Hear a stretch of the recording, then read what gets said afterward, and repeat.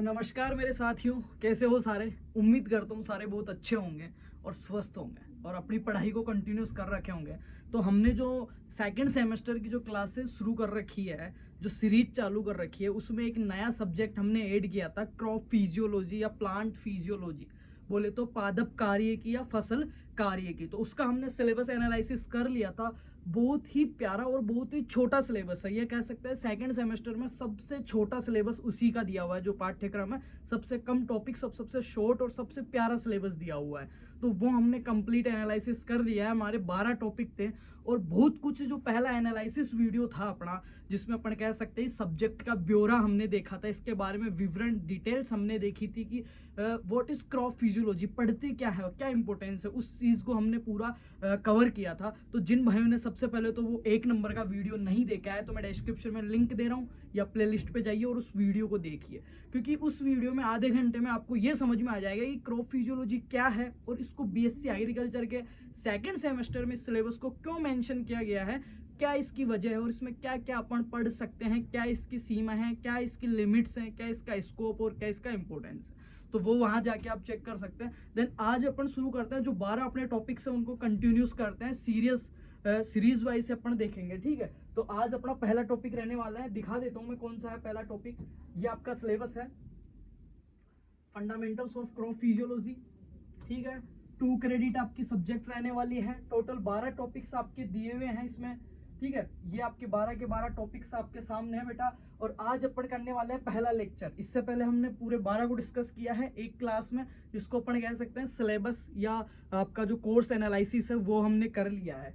अब आज है पहला, इंट्रोडक्शन टू क्रॉप फिजियोलॉजी। आज मैं तुम्हें क्या कराऊंगा, क्रॉप फिजियोलॉजी से इंट्रोड्यूस करवाऊंगा, इससे जानकारी करवाऊंगा आपकी, ठीक है, मिलाप करवाऊंगा आपका। और उसके बाद में क्या देखेंगे, and it's importance in agriculture, इसका एग्रीकल्चर के अंदर क्या इंपोर्टेंस है, वाई, क्यों इसको एग्रीकल्चर में ही मेंशन किया गया है, इसको क्रॉप फिजियोलॉजी को बोटनी जो होती है आपकी, बायोलॉजी जो होती है, वनस्पति विज्ञान जो होती है, उसमें क्यों नहीं रखा गया, एग्रीकल्चर वाले बच्चों को क्यों पढ़ाया जा रहा है, वो चीज अपन देखेंगे। एक लेक्चर की क्लास है, अभी फिनिश कर देंगे, ठीक है। तो वो जाके देख लो, बाकी शुरू करते हैं अपन। यह सिलेबस ही है आपका, यहां से शुरू कर लेते हैं, व्हाइट पेज पे ही अपन, ये लो शुरू से देखते हैं। सबसे पहले आया था अपने पास क्रॉप फिजियोलॉजी।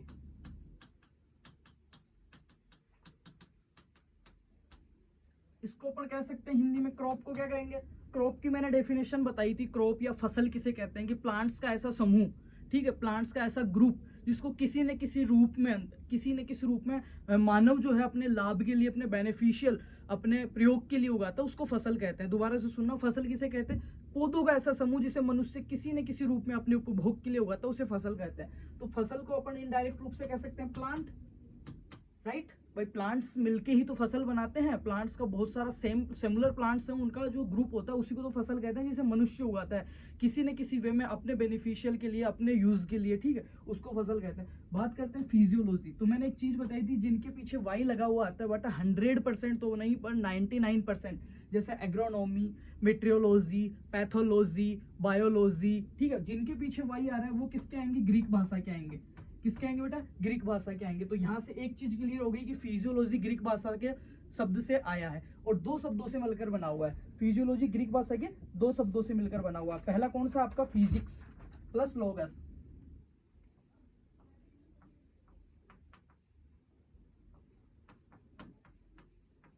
और इसका मतलब क्या होता है, फिजिक्स का मतलब होता है यहाँ पे प्लांट या उस प्लांट के नेचर से, और लोगस का मतलब सबको पता है, हर कहीं पे अपन पढ़ते आ रहे हैं, लोगस का मतलब होता है टू स्टडी, उसके बारे में थोड़ा डीपली स्टडी करना। तो सबसे पहले शब्द का इंट्रोडक्शन हो गया कि crop physiology is a Greek word, ठीक है, ग्रीक भाषा के 2 शब्दों से लिया गया। फिजियोलॉजी 2 शब्दों से मिलकर बना, फिजिक्स प्लस लोगस। फिजिक्स जो होता है इसका मतलब होता है प्लांट और लोगस का मतलब होता है स्टडी करना। तो सीधा सा अपन फिजियोलॉजी को अपन कार्य की कह सकते हैं, यहाँ पे फसल कार्य की कह सकते हैं, फसल कार्य की, या फिर मैं कह सकता हूं बेटा पादप कार्य की, पादप कार्य की, प्लांट फिजियोलॉजी। अब कार्य की में क्या आ रहा है, फिजियोलॉजी में अगर मैं बात करूं, अपन फिजिक्स की बात करते हैं, अपने फिजियोलॉजी की फिजिकल कंडीशन कैसी है, तो फिजिकल में आता है शारीरिक। शारीरिक, इसको एक शब्द अगर मैं और लूं आपको यहाँ पे, तो मैं इसमें कह सकता हूं फसल या फिर पादप शारीरिक क्रियात्मक विज्ञान, क्रियात्मक विज्ञान, क्रियात्मक विज्ञान से एक चीज समझना, शारीरिक क्रियात्मक विज्ञान मतलब उसके शरीर की जितनी भी क्रियाएं हैं, जितनी भी एक्टिविटीज हैं, उन सारों को मिला के अपन क्या कहेंगे, फिजियोलॉजी, उसी में स्टडी करेंगे। लोगस का मतलब क्या था बेटा, स्टडी करना। किसकी स्टडी करना, एक प्लांट की शारीरिक क्रियात्मक जो है, उसकी जो बॉडी की जितनी भी एक्टिविटीज है, बॉडी एक्टिविटीज एक प्लांट क्या करेगा। नॉर्मली मैं सोचता हूँ ये एक सीड है, ये एक सीड अभी प्लांट नहीं बना, पर मेरे को इसकी क्रॉप फिजियोलॉजी पढ़ना है, तो इस सीड को जब मैंने जाके लगाया, जहाँ पे ये जर्मिनेट होएगा, अंकुरण होएगा, वहीं से उसके मेटाबॉलिक क्रियाएं स्टार्ट हो गई। हो सकता है वो इंटरनल हो, एक्सटर्नल हो, एनवायरमेंटल हो, कोई सी भी हो, पर जो क्रियाएं हैं वो शुरू हो चुकी है। तो वहां से लेके जब उसके दूसरा बीज बन गया, प्रोडक्शन उसका मेरे को मिल गया, उत्पादन जो मेरे को मिल गया, उसके बीज का जो सारा उसका लाइफ प्रोसेस और उसमें जितनी भी एक्टिविटीज हो रही है उसकी, डायरेक्ट इनडायरेक्ट जो भी हो रहा है, उसमें क्या क्या हो रहा है। सबसे पहले अंकुरण हुआ, ठीक है, हाइपोजियल इपीजियल कौन सा था, किस हिसाब से हुआ, कितनी उसमें ह्यूमिडिटी चाहिए, कितनी नमी चाहिए, कितना उसमें आर्द्रता थी, वो चीज हमने देखी। देन उसके बाद में उसको क्या पानी भी चाहिए सोइल से, ठीक है, तो उसमें अपन उसको कहते हैं जल संबंध, वाटर कोरिलेशन, उस प्लांट का और वाटर का कोरिलेशन हमने देखा। उसके बाद में एक पौधे को उगने के लिए क्या चाहिए बेटा, न्यूट्रिएंट्स चाहिए, पोषक तत्व चाहिए। तो फिर हमने क्या देखा, न्यूट्रिएंट्स कोरिलेशन देखा कि उसको प्राइमरी कौन कौन से चाहिए, सेकेंडरी कौन कौन से चाहिए, ठीक है, सूक्ष्म माइक्रो कौन से चाहिए और कब तक चाहिए, वो चीज हमने देखी। उसके बाद में जब पानी मिल गया, उसको न्यूट्रिएंट्स मिल गया, तो उसकी ग्रोथ होने लगी, तो हमने देखा उसके ग्रोथ सिग्मोइड जो कर्व है उनके बारे में हमने पढ़ा थोड़ा थोड़ा। फिर उसमें क्या हुआ, हरापन आने लगा, मतलब क्लोरोफिल, प्रकाश संश्लेषण उसमें होने लगा, ठीक है, फोटोसिंथेसिस जिसको बोलते हैं, उसके बारे में हमने पढ़ा, फोटोसिंथेसिस पढ़ा, हरित लवक के बारे में हमने पढ़ा, ठीक है। फिर उसके अंदर क्या हुआ, भोजन बनना स्टार्ट हुआ, प्रकाश संश्लेषण की क्रिया चालू हुई, तो हमने उसके प्रकाश संश्लेषण कहाँ से होगा, स्टोमेटा जब खुलेंगे बंद होंगे, तो हमने उसके जो छिद्र हैं पत्ती के ऊपर, उसकी जो लीफ है, उस सरफेस के बारे में पढ़ा, स्टोमेटा एक्टिविटीज के बारे में पढ़ा। जब उसमें प्रकाश संश्लेषण होने लगा, तो अंदर जो मोलिकुलर बायोलॉजी है उसकी, उसमें कितना एटीपी बन रहे हैं, कितना फ्रक्टोज बन रहा है, कितना ग्लूकोज बन रहा है, कितनी ऊर्जा बन रही है, कितने इलेक्ट्रॉन उसमें मुक्त हो रहे हैं, वो सारी चीज आ गई उसके अंदर। फिर आता है उसका भोजन बनना, फिर आता है उसमें श्वसन, रेस्पिरेशन हो रहा है, कौन सी गैस ले रहा है, कौन सी गैस छोड़ रहा है, ये सारी एक्टिविटी होते होते होते होते क्या हुआ, अपना प्लांट इतना बड़ा हो गया। जब इतना बड़ा हो गया प्लांट, तो उसके बाद में उसमें जो परागण वगैरह है वो सारी चीजें, फिर उसमें पुष्पन जो हुआ उसके बारे में हम, फ्लावरिंग के बारे में अपन पढ़ेंगे। फ्लोवरिंग के बाद में उसमें जो प्रोडक्शन के लिए जो बीज बना, दूध या स्टेज आई, डफ स्टेज आई, वो सारी, और फाइनली जब अपने को प्रोडक्ट मिल गया, तो वहां तक की जो पूरी लाइफ साइकिल है, जो भी सारी क्रियाएं आई है ना, उनको मोटा मोटा अपन कह सकते हैं कि वो क्या है, उसकी शारीरिक क्रियात्मक विज्ञान है। और इसको किस में स्टडीज करते हैं, तो क्रॉप फिजियोलॉजी में। अब बात करते हैं सबसे पहले क्रॉप फिजियोलॉजी की डेफिनेशन की। उससे पहले मैं बता देता हूँ father of crop physiology, father of crop physiology या प्लांट फिजियोलॉजी, बेटा क्रॉप कौन है, दो फादर है इसके, ठीक है। अगर बात करें ऑल ओवर वर्ल्ड की, तो वो है स्टीफन हेल्स। स्टीफन हेल्स कौन है बेटा, स्टीफन हेल्स। पादप कार्यकी के जनक कौन है विश्व के अंदर, स्टीफन हेल्स। बात करें अगर इंडिया की, तो कौन है, जेसी बोस। कौन है, जेसी बोस। दो चीज याद रहेगी, सबसे पहले तो क्रॉप फिजियोलॉजी क्या होती है, डेफिनेशन अभी बताऊंगा, मैंने एक मोटा सा ओवरव्यू आपको दिया है। उसके बाद में हमने बात करी कि ग्रीक भाषा का शब्द है क्रॉप फिजियोलॉजी का जनक जो है वर्ल्ड के अंदर, वो है स्टीफन हेल्स है बेटा। और अगर बात करें इंडिया की, तो वो कौन है, जेसी बोस है। अब बात करते हैं इसकी डेफिनेशन की। इतनी चीजें हमने पढ़ने के बाद अभी एक चीज सोचना, किताबों में बहुत लिखा हुआ है, फिजियोलॉजी की भी आपको 30 से 40 पीडीएफ मिल जाएगी, लिखे हुए सामान की कमी नहीं है, समझने की कमी है। एक चीज आपने कभी सोचा कि अपना शरीर है, मैं हूं, आप बैठे हो, मैं पढ़ा रहा हूं, आप बैठे रहो, तो सुन रहे हो, आपके कान किस हिसाब से काम कर रहे हैं, आपका बॉडी सिस्टम किस हिसाब से काम करता है। जब अपन एक्सरसाइज करते हैं तो मसल्स किस हिसाब से अपनी काम करती है, मैं बोल रहा हूँ तो मेरी आवाज किस हिसाब से निकल रही है बॉडी से, और आप सुन रहे हो तो आपके कान किस तरीके से इसकी पूरी एक्टिविटीज कर रहे हैं, कि इसको ले रहे हैं, रेस्पॉन्स दे रहे हैं, आपका तंत्रिका तंत्र है, न्यूरॉन सिस्टम है, वो किस हिसाब से काम कर रहा है। ये कभी सोचा आपने, भाई एक बॉडी है, अपन खाना खा रहे हैं, अंदर जाके कैसे तो एनर्जी बनती है, उस एनर्जी का आउटपुट अपने को मिलता है, अपन कैसे एक्सरसाइजेस कर पाते हैं, या अपन फिजिकल वर्क कर पाते हैं, या किसी चीज पे अपन फोर्स लगा पाते हैं, तो कैसे लगा पाते हैं, क्या एक्टिविटी हो रही है इन सेल्स के अंदर, क्या अपना मेटाबॉलिक क्रियाएं हो रही है, कभी सोचा है। तो ये सब चीजें अपने जो कुछ इनमें अगर कोई दिक्कत आती है, तो उसको देखता है अपने वही डॉक्टर जो एमबीबीएस करता है, वो देखता है। अब अपन बात क्रॉप फिजियोलॉजी कर रहे हैं, तो क्रॉप फिजियोलॉजी में जो क्रॉप फिजियोथेरेपी है वो क्या करता है, जो पौधों का डॉक्टर है या बोटेनिस्ट है, वो क्या करेगा, वो ये चीजें सोचता है कि एक प्लांट में हाउ टू ग्रो, एक प्लांट है वो हाउ टू, देखो मेन दो लाइन, अगर दो शब्द समझ में आ गया ना, क्रॉप फिजियोलॉजी पूरी यही समझ में आ जाएगी, और इससे इजी वे में कोई नहीं पढ़ा पाएगा तुम्हें। How to grow and how to develop, ये दो चीजें, हाउ टू ग्रो और हाउ टू डेवलप, उसको उगाया कैसे या वो उगा कैसे और उसमें वृद्धि कैसे हुई। एक प्लांट है, उसकी दो चीजें ही मेनली है कि हाउ टू ग्रो, एक प्लांट को मैं कैसे ग्रो कर सकता हूँ, क्या क्या मेरे को चीजें चाहिए होगी, उसमें सारी चीजें आ गई डायरेक्ट इनडायरेक्ट, और फिर उग तो गया पर उसकी वृद्धि विकास कैसे करूंगा, ग्रोथ कैसे करूंगा मैं, तो उसमें ग्रोथ के लिए जो सारी चीजें वो क्रॉप फिजियोलॉजी में आ जाएगी, है ना। तो आपने कभी सोचा है कि मनुष्य किस हिसाब से वर्क करता है, नहीं सोचा, पर अब सोचना कि यार एक पौधा है, एक बीज था, वो किस हिसाब से तो उगा, उसमें क्या एक्टिविटीज हुई कि वो प्रकाश ले रहा है, गैसें छोड़ रहा है, भोजन बना रहा है, ठीक है, और जो अपने सौर ऊर्जा है उसको रासायनिक ऊर्जा में परिवर्तित कर रहा है। पौधे क्या है, ऊर्जा का प्राथमिक स्रोतों के अंदर आते हैं सूर्य के बाद में, ठीक है, जो अपना भोजन स्वयं बनाते हैं, अपन नहीं बना सकते अपना भोजन स्वयं, अपने को किसी न किसी चीज की, कच्चे माल की तो जरूरत होती है। पौधे क्या होते हैं, अपना भोजन स्वयं बना लेते हैं सूर्य से, जो अपन कह सकते हैं जो सौर एनर्जी है उसको केमिकल एनर्जी में, सोलर एनर्जी को केमिकल एनर्जी में कन्वर्ट कौन करता है, प्लांट्स करते हैं। तो वो एक बहुत महत्वपूर्ण इस पूरी दुनिया में, इस वर्ल्ड में इसको सर्वाइव कराने के लिए जो एनर्जी, जो पिरामिड्स हैं, जो एनर्जी का जो आपका चक्र बनता है, सर्किल बनता है, उसमें बहुत महत्वपूर्ण जगह रखते हैं वो, ठीक है। तो सोचना कभी कि एक पौधा कैसे प्रकाश से भोजन बनाता है, कैसे गैस से मुक्त करता है, कैसे खुद को भोजन देता है, कैसे दूसरों को भोजन देता है, कैसे एक बीज से इतने सारे बीज बन जाते हैं, ये सारी प्रोसेस है वो क्रॉप फिजियोलॉजी में आती है। तो बात कर लेते हैं आगे इसकी क्रॉप फिजियोलॉजी की क्या दिया हुआ इसमें क्रॉप फिजियोलॉजी में वो देखते हैं अपन, ठीक है। इसमें दो चीज आती है, एक तो पहली तो कि हाउ टू ग्रो, क्या चीज आती है, how to grow and how to develop, दो चीज आती है इसमें, ठीक है। अब इसकी बात करते हैं थोड़े से, science of how plants develop, परिभाषा की बात करते हैं भाई, science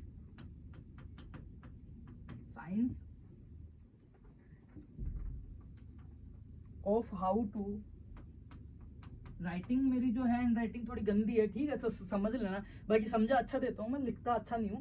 science of how to grow,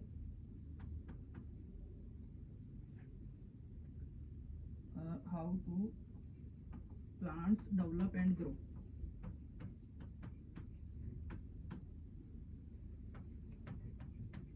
पहली चीज तो ये हो गई, क्या क्या पढ़ेंगे फिजियोलॉजी में कि किस हिसाब से उनको उगा रहे हैं और किस हिसाब से वृद्धि करेंगे, and their respond to their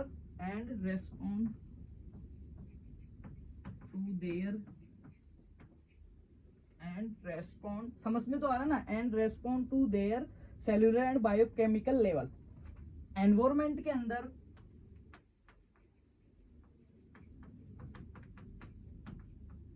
cellular and biochemical level. अब चीज को समझना, इसको क्या कह रहा है, एक पौधे को किस हिसाब से उगा सकते हैं और किस हिसाब से वृद्धि करते हैं, और वो अपने एनवायरमेंट के अंदर, पारिस्थिति के अंदर जो आपके चीजें हैं उनके प्रति किस हिसाब से वो आपको रिएक्ट करता है, या क्या उसके सह संबंध है, उसको क्रॉप फिजियोलॉजी कहेंगे। हिंदी में बात करें तो बोटेनी की वह शाखा है, जीव विज्ञान या बोटेनी, पादप विज्ञान की वह शाखा जिसमें एक पादप को उगाने से लेकर उसके अंतिम उत्पादन तक, या उसकी पूरे जीवन चक्र का, या उसमें होने वाली जो मेटाबॉलिक प्रक्रियाएं हैं उनका, उसमें होने वाली मेटाबॉलिक क्रियाओं का अध्ययन किया जाता है, उसको क्रॉप फिजियोलॉजी कहते हैं। क्रॉप फिजियोलॉजी का जनक स्टीफन हेल्स है, भारत में जेसी बोस है, ग्रीक भाषा का ये शब्द है। ये तो हो गया इंट्रोड्यूस। अब क्रॉप फिजियोलॉजी में देखो क्या क्या कर सकते हैं अपन, चार चीजें मेनली, ये पहले मैंने उस क्लास में बता दी थी, फिर भी और बता रहा हूं मैं। सबसे पहले अपन देखते हैं क्रॉप फिजियोलॉजी में प्लांट मॉर्फोलॉजी, प्लांट की मॉर्फोलॉजी। अभी इसमें आगे 5 पॉइंट और बताऊंगा कि एग्रीकल्चर में क्या इंपॉर्टेंस है, ठीक है। प्लांट मॉर्फोलॉजी, प्लांट मॉर्फोलॉजी को मैं कह सकता हूँ, मॉर्फोलॉजी को कहते हैं अपन एनाटॉमी कह सकते हैं, दूसरा शब्द कह सकता हूँ बेटा एनाटॉमी। एनाटॉमी को दूसरा क्या कह सकता हूँ, किसी भी चीज की एनाटॉमी क्या होती है, उसकी संरचना का अध्ययन करना, मैं कह सकता हूँ उसकी संरचना का अध्ययन, प्लांट की संरचना का अध्ययन। अब एक चीज समझना, थोड़ा सा डीपली ले जाता हूँ मैं, इतना है नहीं। संरचना किसी भी चीज की मैं अगर समझूंगा, ह्यूमन बॉडी की समझू, चाहे मैं किसी भी ऑर्गन की समझू, तो संरचना दो प्रकार की होती है, चाहे इस बोर्ड की संरचना ले लो, चाहे इस रूल की संरचना ले लो। स्ट्रक्चर दो होगी, एक तो इंटरनल, एक एक्सटर्नल। एक तो होगी आंतरिक संरचना इंटरनल, एक होगी भाई बाहरी संरचना एक्सटर्नल। इंटरनल और एक्सटर्नल दो संरचनाएं होगी। अब आंतरिक संरचना की बेटा थोड़ी सी अगर बात कर लें अपन, एक प्लांट के अंदर आंतरिक संरचना क्या क्या हो सकती है, आंतरिक संरचना के अंदर क्या क्या आ सकता है, थोड़ा सा दिमाग लगाओ, सोचा करो कभी कभी। तो उसमें आएगा जैसे उसकी टिश्यू हो गए, उत्तक हो गए, ठीक है, टिश्यू हो गया, उसके अंग हो गए, है ना, उसकी कोशिकाएं हो गई, वो हो गई, वो क्या है, उसकी आंतरिक संरचना है। अब आंतरिक संरचना की अगर ये तो हो गए, उदाहरणों की अगर बात करूं तो जैसे मैं बात कर सकता हूं केंद्रक, आंतरिक संरचना में आएगा, केंद्रिका, ठीक है, माइट्रोकॉन्ड्रिया, हरितलवक, राइबोसोम, ग्रेना, इंटरग्रेनम, थाइलेकोइड्स, ये क्या है सारे, उसकी मैं कह सकता हूँ इंटरनल जो स्ट्रक्चर है उसके बारे में स्टडी हो गई। अब मैं बात करूँ अगर एक्सटर्नल की बेटा, तो एक्सटर्नल में क्या आता है, एक प्लांट के जो मेरे को बाहर से दिख रहा है, जैसे उसकी पत्ती की संरचना, तने की संरचना, रूट हो गया, ठीक है, जड़, तना, पत्ती, अगर मैं कह दूं मोटा मोटा, तो ये क्या है, उसकी किस में आएंगे, एक्सटर्नल संरचना में आएंगे। तो पहली तो क्रॉप फिजियोलॉजी में हमने पढ़ा क्या, प्लांट मोर्फोलॉजी की अपन स्टडी कर सकते हैं। अब मैं ये पॉइंट इसलिए बता रहा हूँ बेटा कि इन पॉइंटों को रिलेट करेंगे इन एग्रीकल्चर के, हाउ टू इट्स, एग्रीकल्चर में किस हिसाब से हमारे लिए इंपॉर्टेंस है क्रॉप फिजियोलॉजी। भाई इतनी माथाफोड़ी तो ठीक है क्रॉप फिजियोलॉजी में कर ली, पर एग्रीकल्चर में किस हिसाब से महत्वपूर्ण, वो आगे बात करेंगे। पहला पॉइंट हो गया प्लांट मॉर्फोलॉजी, या कह सकते हैं प्लांट एनाटॉमी। सेकंड की अगर मैं बात करूं तो प्लांट इकोलॉजी। इकोलॉजी को क्या कहते हैं, पारिस्थितिकी, पारिस्थितिकी कहते हैं ना इकोलॉजी को। और पारिस्थितिकी क्या होती है, प्लांट, ये तो मेरा प्लांट है और ये एनवायरमेंट है, जो सजीव चीजें हैं इसके बीच में जो सह संबंध है, को रिलेशन है, एक प्लांट का एनवायरमेंट के साथ क्या संबंध है, वो सारी चीजें जो है वो प्लांट इकोलॉजी के अंदर आती है। किस में आती है बेटा, प्लांट इकोलॉजी में आती है, तो वो भी इसमें अपन पाद पारिस्थितिकी भी इसी में पढ़ेंगे। उसके बाद में आती है प्लांट सेल वायु। क्या आती है बेटा, प्लांट सेल वायु, प्लांट सेल बायोलॉजी, जिसमें पादप कोशिका के बारे में पढ़ेंगे, यूकेरियोटिक है, प्रोकैरियोटिक है, जो सेल ऑर्गेनिज्म है उनके बारे में पढ़ेंगे, 4-5 जो आपके दिए हुए हैं। दूसरा टॉपिक ही यही है, प्लांट सेल का ओवरव्यू, जिसमें आपको माइट्रोकॉन्ड्रिया, हरितलवक, ठीक है, क्लोरोप्लास्ट, इनके बारे में अपने को पढ़ना है। तो इनको मैं कह सकता हूँ इनडायरेक्ट रूप से ये प्लांट की क्या हो गई, इंटरनल एंटामोलॉजी हो गई, सॉरी इंटरनल एनाटॉमी हो गई। भाई मॉर्फोलॉजी किसको बोलते हैं, आकारकी को बोलते हैं मॉर्फोलॉजी, संरचनात्मक जो चीजें होती है उसको। तो सेल बायोलॉजी हो गई। आगे और क्या पढ़ सकते हैं अपन क्रॉप फिजियोलॉजी में, इसमें पढ़ सकते हैं अपन nutrients and water correlation. Nutrients पोषक तत्व, क्या कर, पोषक और जल संबंध, सह संबंध या संबंध अपन कह सकते हैं कि पौधा किन किन पोषक तत्वों को आवश्यक रूप से ले रहा है, कौन कौन से प्राइमरी है, कौन कौन से सेकेंडरी है, जल को कैसे ले रहा है, ओस्मोसिस प्रासरण से ले रहा है, डिफ्यूजन विसरण से ले रहा है, कौन से सिद्धांत से जल को खींच रहा है और किस हिसाब उसको यूटिलाइज कर रहा है, कितना परसेंट तो वो स्टोमेटाओ से उड़ा रहा है उसको, है ना, वाष्पीकरण, वाष्पोसर्जन, जो सारी चीजें हैं ना वो इस टॉपिक के अंतर्गत आएगी। और ये सारे टॉपिक में किसकी बात कर रहा हूँ, किसको कवर कर रहे हैं, क्रॉप फिजियोलॉजी को तो कवर कर रहे हैं ये। आगे देखते हैं अपन बेटा इसमें और क्या स्टडी कर सकते हैं, इसके अलावा अपन इसमें कर सकते हैं, ये उसी में आ गया सारा कि रेस्पिरेशन हो गया एक प्लांट का, ठीक है, और उसका क्या हो गया, फोटोसिंथेसिस हो गया, भोजन किस हिसाब से बना रहा है, श्वसन किस हिसाब से कर रहा है, क्रेब्स चक्कर कैसे चल रहा है, प्रकाश संश्लेषण कैसे हो रहा है, वो सारी प्रोसेस इसी के अंदर आ गई। और थोड़ा डीपली अगर इस चीज को लोगे तो आप इसको कह सकते हो प्लांट मोलिकुलर बायोलॉजी, आणविक जिसको विज्ञान कह सकते हैं, मोलिकुलर बायोलॉजी की कितने अणु बने जल के, कितने ऊर्जा के, कितने एटीपी बने, वो सारी चीज इसमें आएगी, प्लांट मोलिकुलर बायोलॉजी जिसको अपन कह सकते हैं। उसके बाद में अगर और थोड़ा सा डीपली अगर आप पढ़ना चाहते हो तो आप इसमें आएगा प्लांट फोटोकेमिस्ट्री आ गया, प्रकाश संश्लेषण से संबंधित। ये मैंने क्रॉप फिजियोलॉजी को इंट्रोड्यूस करवा दिया है आपको, क्या करवा दिया बेटा, इंट्रोड्यूस। अब अपन क्या करेंगे, इसका इंपोर्टेंस देखेंगे एग्रीकल्चर के अंदर, क्या देखेंगे, इसके इंपोर्टेंस देखने वाले हैं इन एग्रीकल्चर, ओके।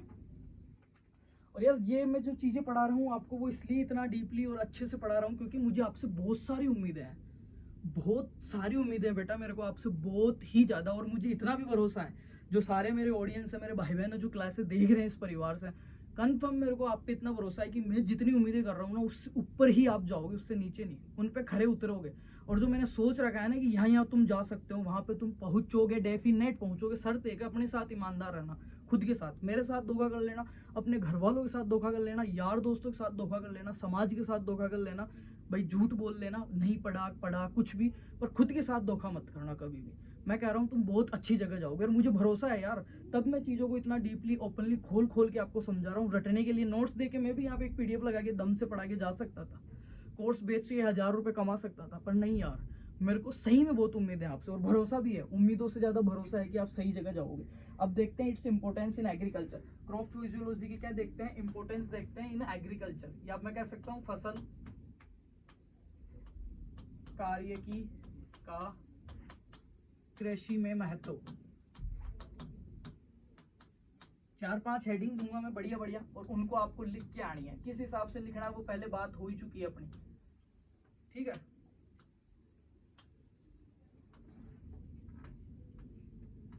सही है ना बेटा, 5 हेडिंग में 5 पेज भर सकते हो आराम से आप।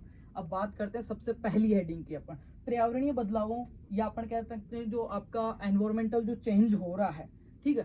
पर्यावरणीय अभी प्रेजेंट में आपको पता है एनवायरमेंट कभी भी कैसा भी मौसम हो जाता है। बरसात के दिनों में बरसात नहीं आ रही, गर्मी के दिनों में लेट गर्मी पड़ रही है, बहुत ज़्यादा पड़ रही है, सर्दी कम ज़्यादा हो रही है। तो जितने भी एनवायरमेंटल चेंजेस हैं, अब वो किस वजह से है वो बात नहीं करेंगे अभी। अपन क्रॉप फिजियोलॉजी की इंपॉर्टेंस एग्रीकल्चर में देख रहे हैं, तो उनको सबको पौधा सहन कर सके, उन सबको पौधा सहन कर सके, और उसका जो वृद्धि है, विकास है, उसकी जो ग्रोथ है, डेवलपमेंट है, वो उसका जो ग्राफ है वो नीचे नहीं गिरे, वो कंटिन्यूस रहे, या वो उसमें अच्छी दक्षता इफिशियंसी से काम कर सके। सबसे पहला तो वो काम करेंगे। जब मेरे को एक प्लांट की सारी चीज पता है कि इसमें फलाना फलाना, मेरे ये हाथ है, सपोज दैट मेरा ये हाथ है, और मेरे को इसको एक एक चीज पता है कि अंगूठा कैसे काम करता है, ये वाली अंगुली कैसे काम करती है, इसकी स्ट्रक्चर क्या है, इसके अंदर क्या है, इसके अंदर काम कैसे हो रहा है, खून कहाँ से जा रहा है, कौन सी धमनी कहाँ है, मेरे को सारा पता है। तो फिर मैं इसको क्या क्या इंपॉर्टेंस हो सकता है, इधर इसमें कुछ खराबी आ रही है, या ये जल गई, या इसमें कुछ ठंडी पड़ गई, या ज़्यादा ठंडी हो गई, तो मैं इसमें समझ सकता हूँ कि इसकी कौन सी सेल्स मर गई, या इसको क्या चीज़ चाहिए, कौन सा न्यूट्रिएंट्स दूंगा तब ज़्यादा चल सकती है। सेम चीज़ प्लांट्स में है कि जब पर्यावरण ही स्टेबल नहीं है, आपका एनवायरमेंट में जितने भी जो चेंजेस हो रहे हैं उनको लेके पौधा, आपको पता है प्लांट वो सेंसिटिव चीज़ होती है।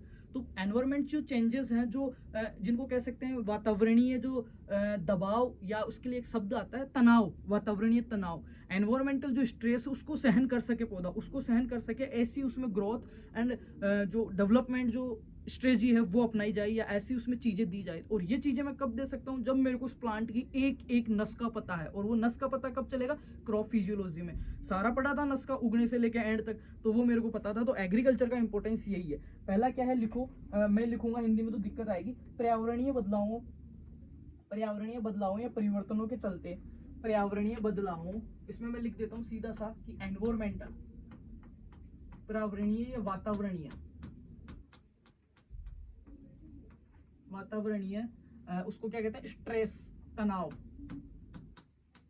को सहन करने वाले पौधे बनाना, या उसको कम करने वाले पौधे बनाना, जो क्या कर सके, ऊपर नीचे टेम्परेचर या कैसा भी एनवायरमेंट हो उसमें क्या कर सके, अच्छी ग्रोथ कर सके, अच्छा डेवलपमेंट कर सके, और ज्यादा क्या दक्षता से रह सके, खुद को सर्वाइवल कर सके, जीवन चक्र पूरा कर सके। पहला चीज तो ये हो गया बेटा।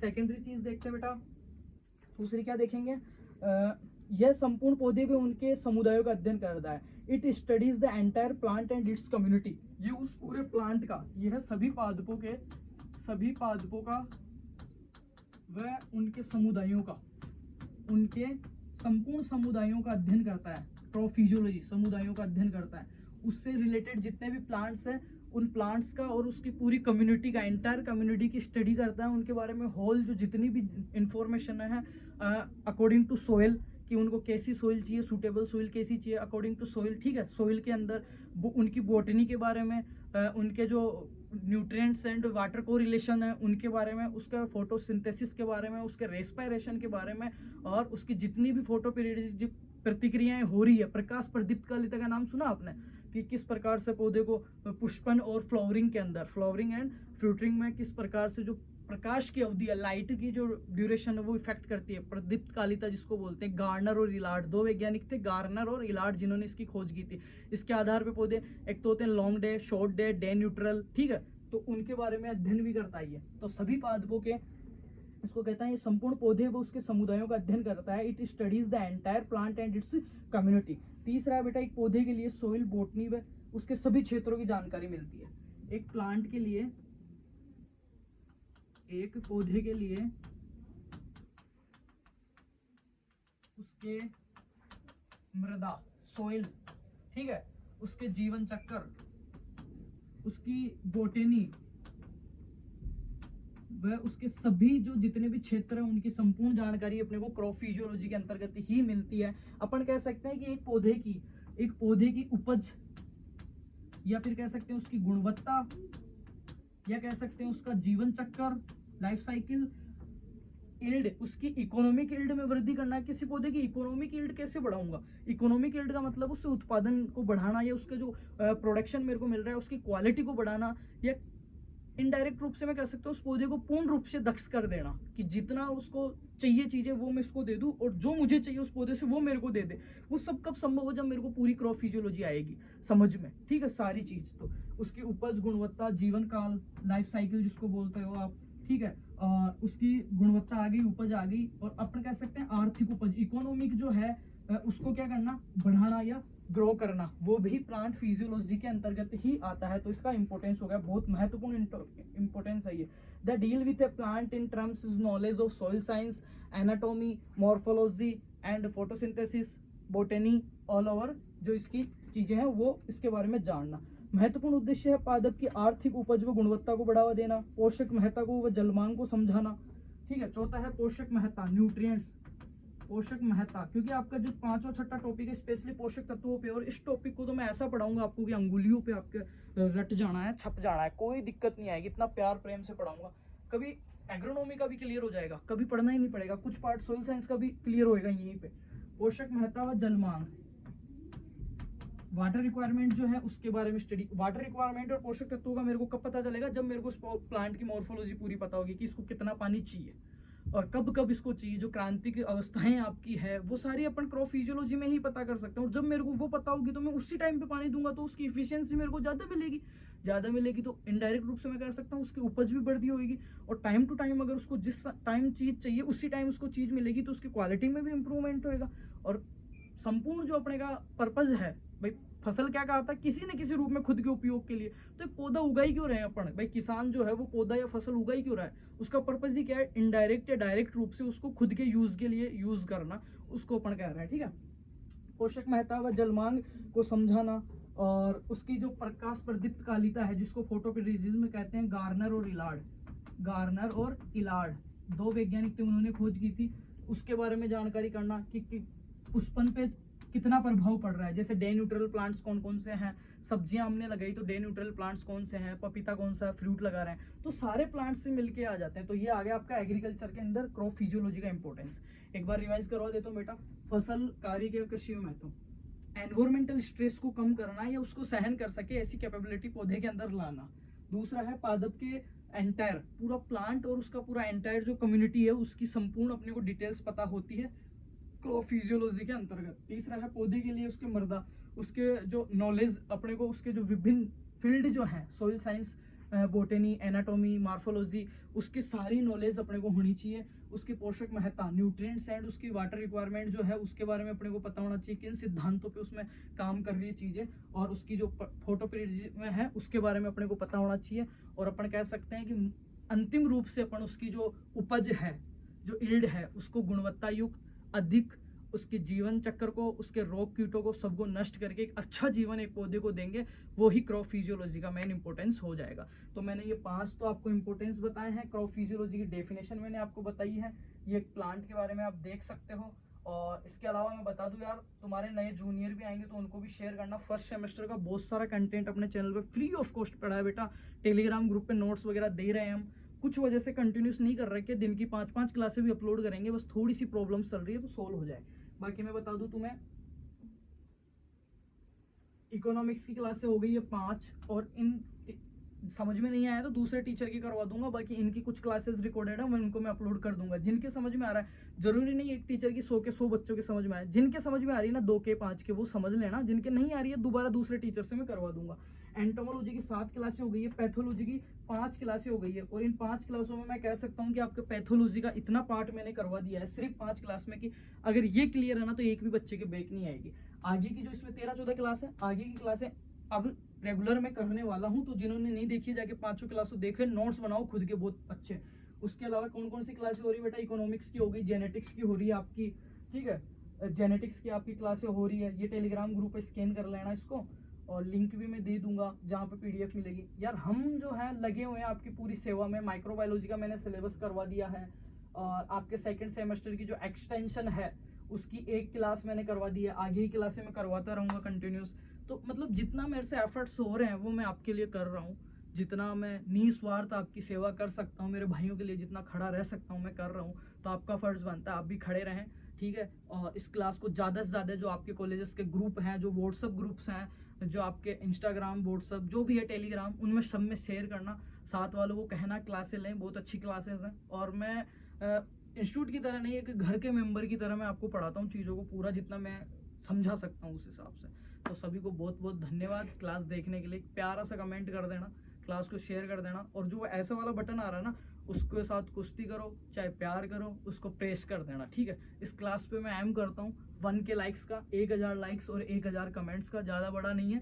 तो दबा के शेयर करो, क्लासेस देखो, और जो रेगुलर विजिट करते रहो चैनल को, प्लेलिस्टों को, जो जूनियर आ रहे हैं सीनियर आ रहे हैं सबके साथ शेयर किया करो, सजेस्ट किया करो। अपना ही चैनल है, आपका ही चैनल है, चैनल नहीं परिवार, ठीक है। फार्मर्स लव फैमिली, आपकी फैमिली मेरी फैमिली, मैं फैमिली मेंबर आप फैमिली मेंबर, ठीक है। सारे घर के सदस्य हैं। Thank you so much and love you all, best of luck.